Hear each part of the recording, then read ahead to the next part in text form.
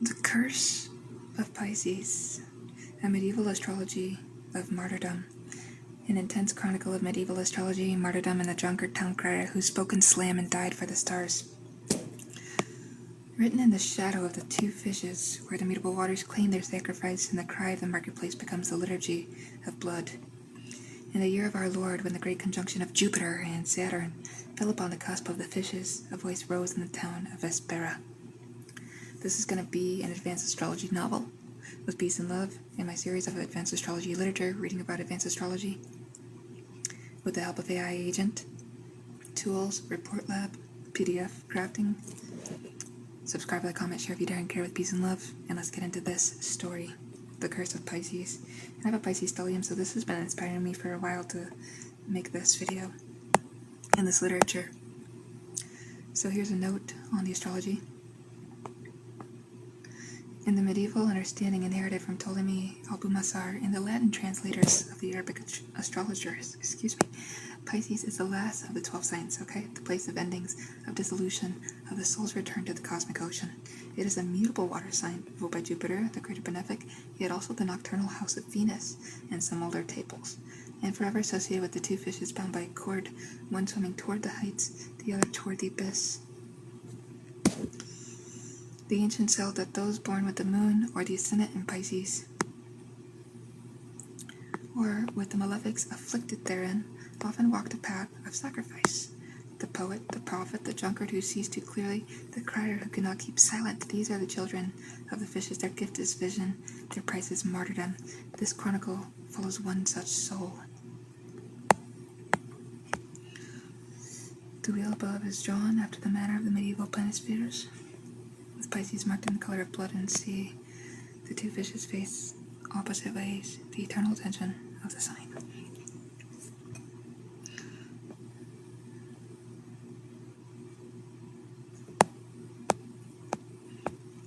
Alright, so chapter 1 is going to be the crier of Vespera.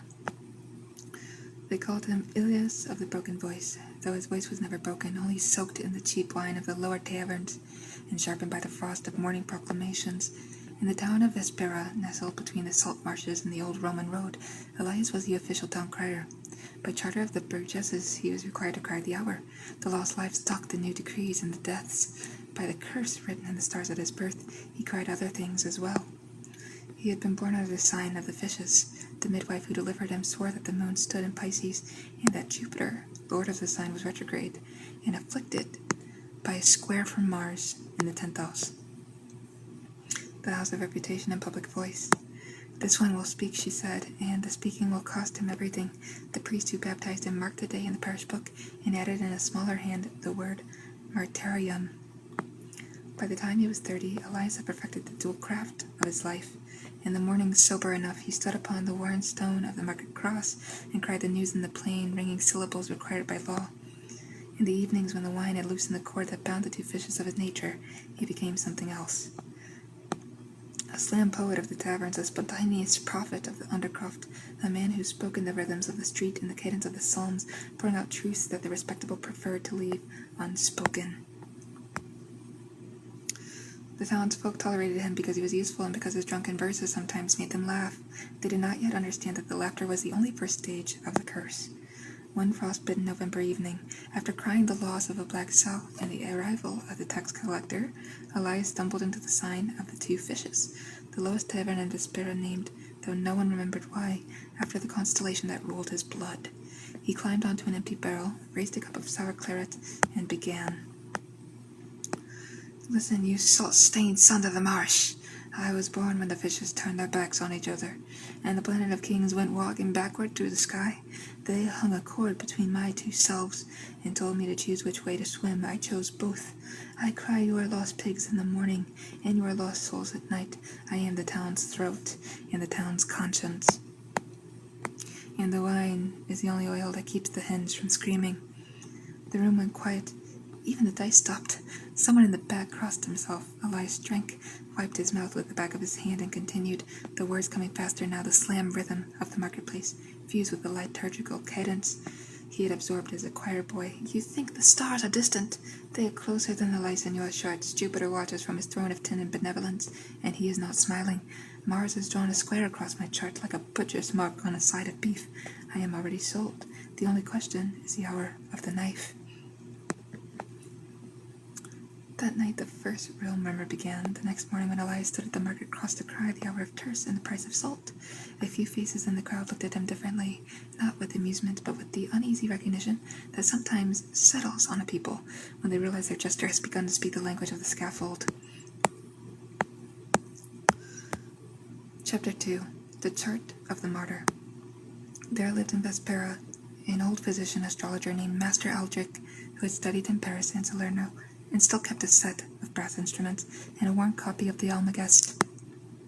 When the murmurs about Elias reached him, he sent for the town crier's baptismal date and the midwife's notes. By candlelight he cast the figure. The ascendant fell in early Pisces.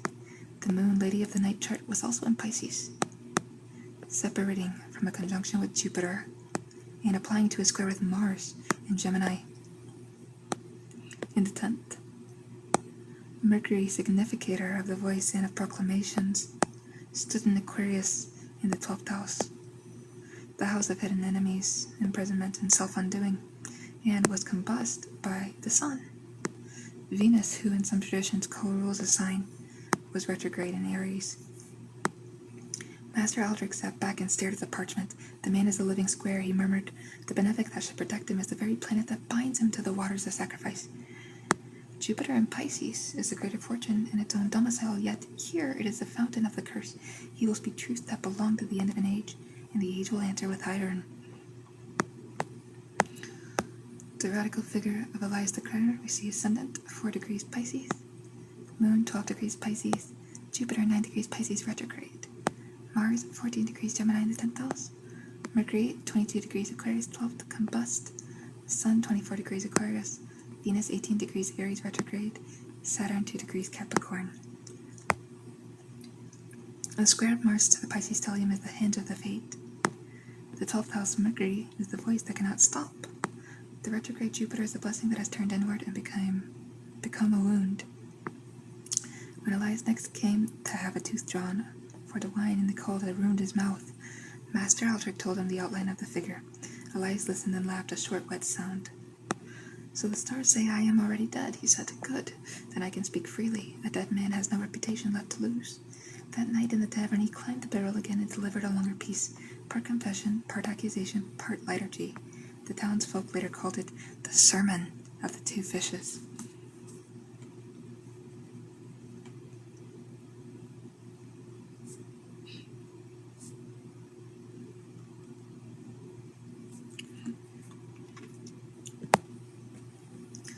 Brothers of the marsh and sisters of the salt, I carry 2 fish in my chest, and they swim in opposite bloodstreams. One fish is the crier who tells you the hour, and the price of bread and the name of the dead. The other fish is a poet who tells you why the bread tastes of ash, and why the dead do not stay quiet. The cord that binds them is the same cord that will bind my wrists when the hour comes. I have seen it in the wine. I have seen the scaffold in the bottom of the cup every night for 7 years. Do not pity me. Pity the ones who will have to listen when the second fish finally breaks the cord and speaks the name of the crime that built this town's pretty walls. The silence that followed was different from the first night.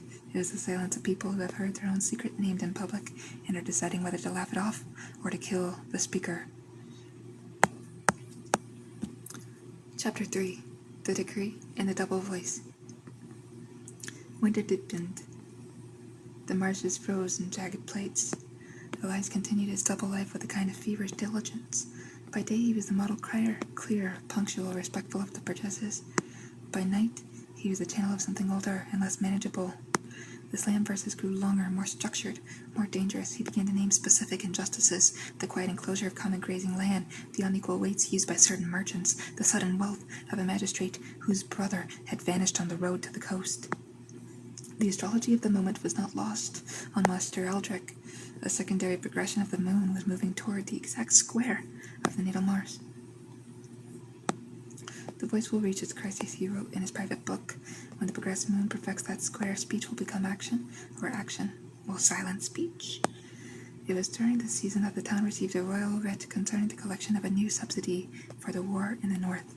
The progressives ordered Elias to cry it 3 times in the market, and once at each of the 4 gates.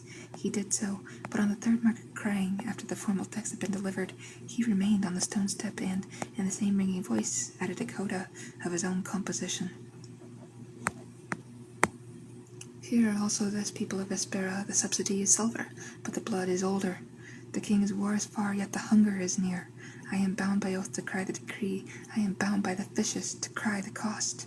Pay if you must, but remember who will eat when the stores are thin, and who will still have wine in the cellar when your children drink ditch water. That was the moment the formal complaint was drawn up. 3 merchants and the magistrate's clerk signed it. Elias was summoned before the burgess court. He arrived smelling of last night's wine and refused to recant. I cried the king's words, he said, and then I cried the town's truth. If the 2 cannot stand together, the fault is not in the crier. They fined him and ordered him to keep strictly to the official tax. He paid the fine with money borrowed from the tavern keeper and went back to the barrel that same night.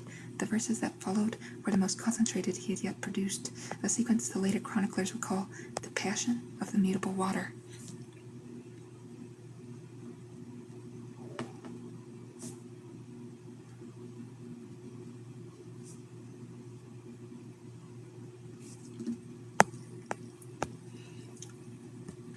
All right. Chapter 4 is the Passion of the Mutable Water. So, what follows is reconstructed from the memories of those who were present in the sign of the 2 fishes on the night the progressed moon perfected its square to Mars. Elias stood on the barrel, swaying only slightly, and spoke for nearly an hour without pause. The form was the slam cadence he had perfected, short lines, hard stresses, sudden turns, but the content had become something closer to a medieval planctus, a lament, and an accusation fused.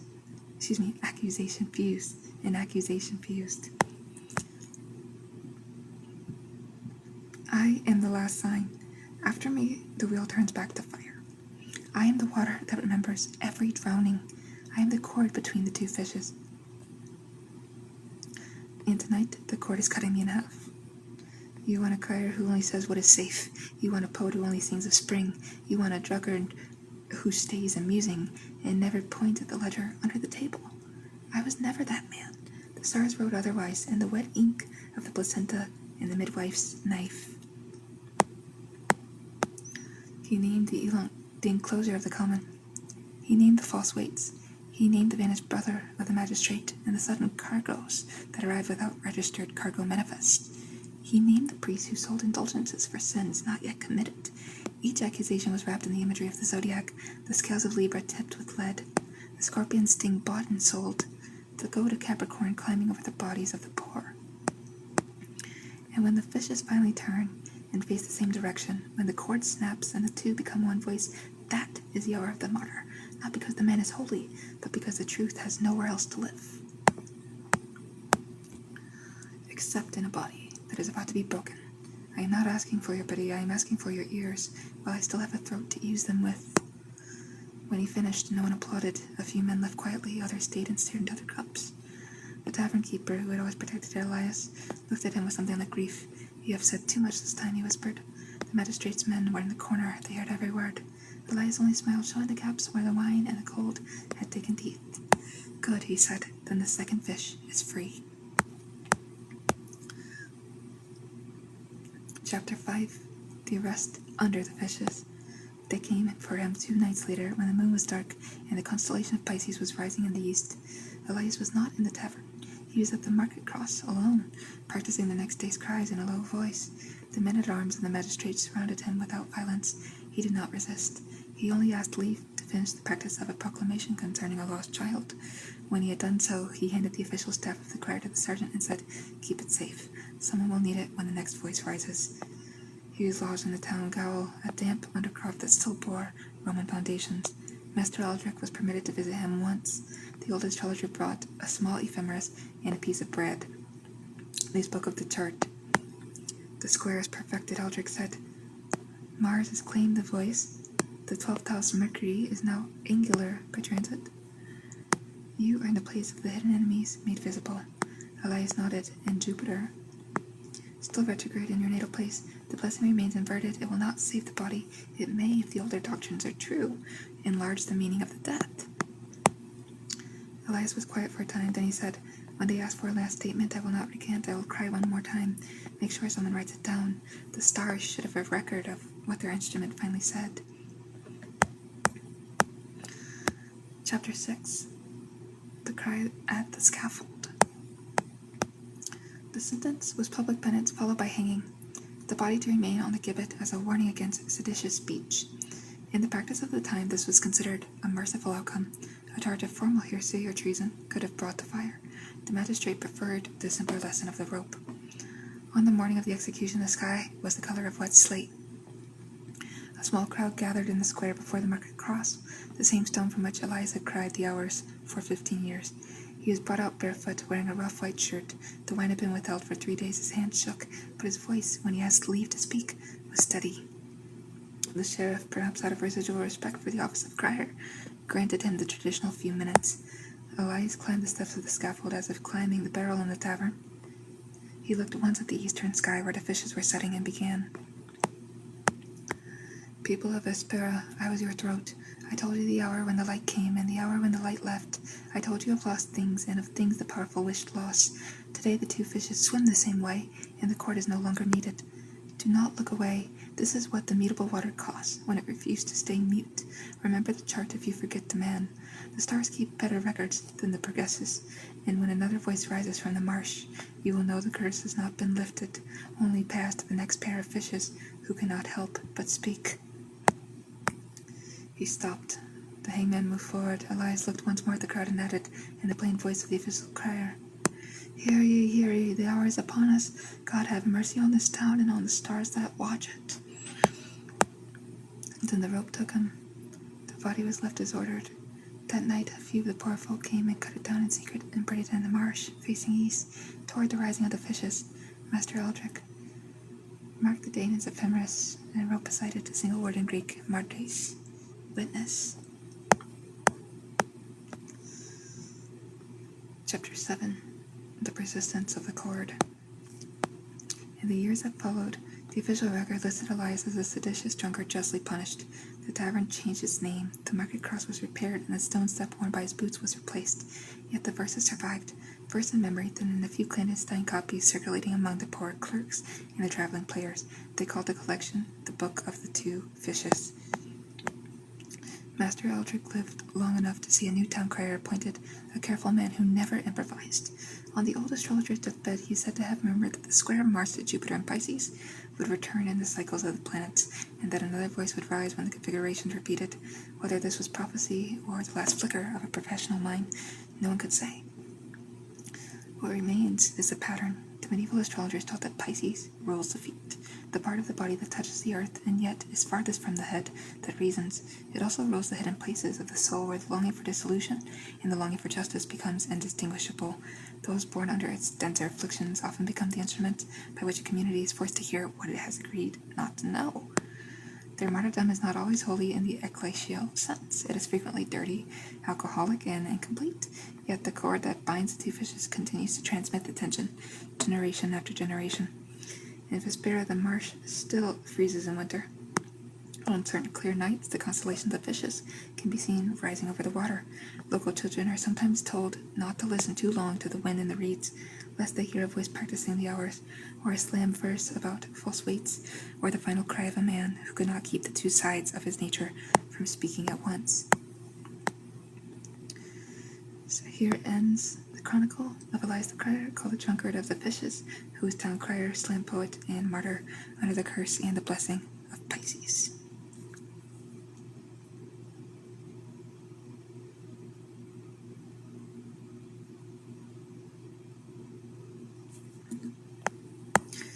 And before we end this video, I'm going to look at notes and authorities.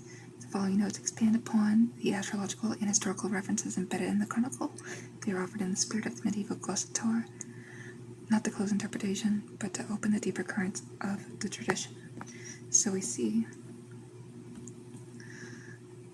Ptolemy Tetrabiblos 111 and 2.3 Also, Abu Masar's Great Introduction, Book 5, on the watery triplicity and the significations of martyrdom under the fishes. Town criers in the later Middle Ages often doubled as keepers of local memory, and in some regions as unofficial poets. See the ordinances of various English and Low Country towns regarding the common crier.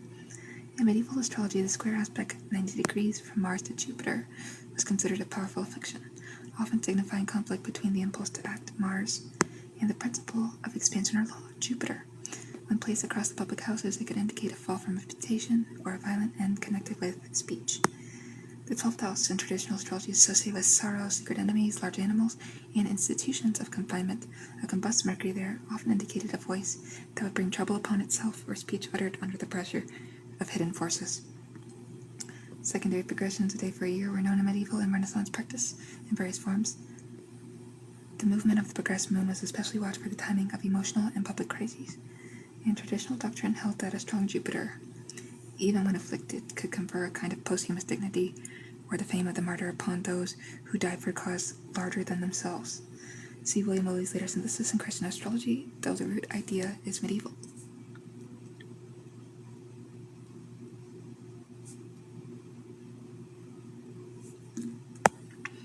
And additional authorities consulted in the making: Tetrapiblos, especially books 1 and 2 on the signs and the watery triplicity, Great Introduction to the Science of the Stars, Latin translations of Meshala and Al-Kindi on the significations of Mercury in the 12th house, traditional lore of the town crier in English and continental municipal records, the medieval understanding of martyrdom as both ecclesial and civic witness, and the persistence of oral slam or improvised verse forms in tavern and marketplace culture. Thank you for watching this video with peace and love. I hope you learned something, and I'll see you in the next one. Piscean out.